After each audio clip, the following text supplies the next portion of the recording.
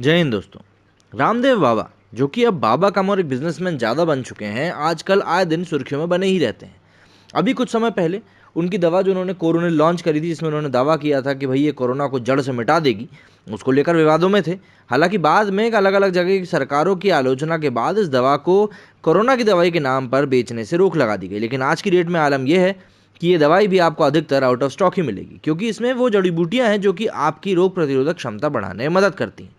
यहाँ तक तो ठीक था, लेकिन रामदेव बाबा अब की बार थोड़ा सा आगे बढ़ गए और आगे बढ़कर उन्होंने कुछ ऐसी बातें बोल दी हैं जो कि इंडियन मेडिकल एसोसिएशन मतलब आईएमए को सही नहीं लगी हैं। दरअसल एक नया वीडियो वायरल हुआ है इनका, जिस वीडियो में ये एक मंच पर बैठकर कुछ लोगों को संबोधित करते हुए ये कह रहे हैं, ये कहते हुए दिखाई दे रहे हैं कि जितनी देश में मृत्यु ऑक्सीजन की कमी और बेड ना मिलने के कारण हुई है, उससे कई ज़्यादा मृत्यु सिर्फ और सिर्फ एलोपैथी की दवाई के कारण हुई है।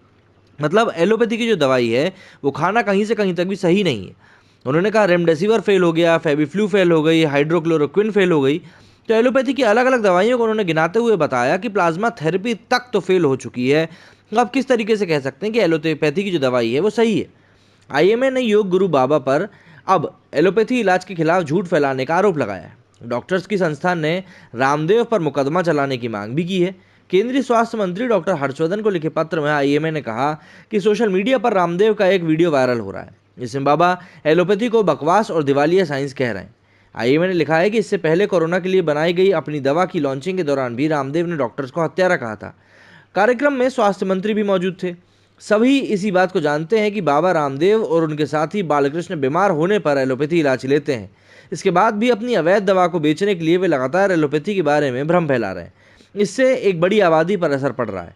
आईएमए ने आगे लिखा कि बाबा रामदेव ने यह दावा किया है कि रेमडेसिविर, फेविफ्लू और डीजीसीआई से अप्रूव दूसरी ड्रग्स की वजह से लाखों लोगों की मृत्यु हो रही है।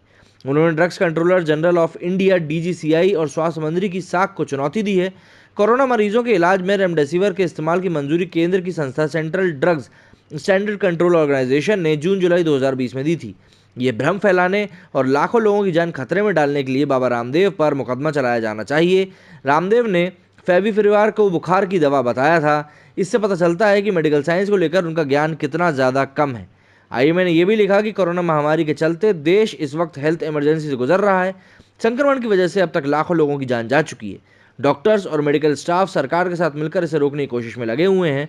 जानलेवा वायरस के खिलाफ डॉक्टर देश भर में आगे आकर लड़ाई लड़ रहे हैं। कोरोना मरीजों को देखते बचाते बचाते हजारों डॉक्टर संक्रमित हो चुके हैं और कई डॉक्टर की इसमें मृत्यु भी हो चुकी है। ऐसे में रामदेव बाबा का ये बयान सामने आने पर उनको आहत महसूस हुआ है और अब उन्होंने मुकदमा चलाने की मांग कर डाली है। और ये कह रहे हैं कि उन्होंने हमारे खिलाफ झूठ फैलाया है। मतलब रामदेव खुद तो इलाज कराते हैं एलोपैथी का, लेकिन उसको लोगों को कह रहे हैं कि भैया ये खराब चीज़ है। तो ऐसे में अब मुकदमा चलाने की मांग की जा रही है। अब देखना ये होगा कि आने वाले दिनों में केंद्र सरकार के जो स्वास्थ्य मंत्री हैं वो इसको लेकर क्या प्रतिक्रिया देते हैं और क्या रामदेव बाबा के ऊपर मुकदमा चलाया जाता है या नहीं चलाया जाता है। मेरे इस वीडियो में फिलहाल इतना ही। जय हिंद, जय भारत।